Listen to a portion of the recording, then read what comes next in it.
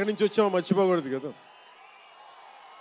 రఘుపతి వెంకయ్య నాయుడు గారిని మర్చిపోలేం, ఒక దాదాసాహెబ్ ఫాల్కేని మర్చిపోలేం, ఒక రాజ్ కపూర్ని మర్చిపోలేం, సత్యజిత్ని మర్చిపోలేం, షోలే తీసిన సిప్పిల్ని మర్చిపోలేం, తెలుగు సినిమాలని ఖ్యాతి నిలబెట్టిన నాగిరెడ్డి గారిని మర్చిపోలేం, బిఎన్ రెడ్డి గారిని మర్చిపోలేం, గోడవల్లి రామబ్రహ్మం గారిని మర్చిపోలేం.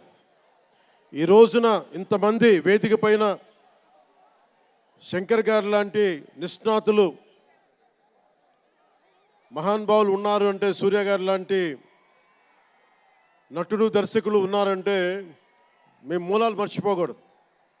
తెలుగు చిత్ర పరిశ్రమ పెద్దలందరికీ గుర్తు చేసుకుంటూ, తెలుగు జాతికి పేరు తెచ్చిన ఎన్టీ రామారావు గారికి మనస్ఫూర్తిగా ఆయనని గుండె లోతుల్లోంచి ఆయనకి స్మరించుకుంటూ, అలాగే పవన్ కళ్యాణ్ ఉన్నా, రామ్ చరణ్ ఉన్నా, ఏ హీరోలు ఉన్నా కానీ దానికి మూలం మెగాస్టార్ చిరంజీవి గారు.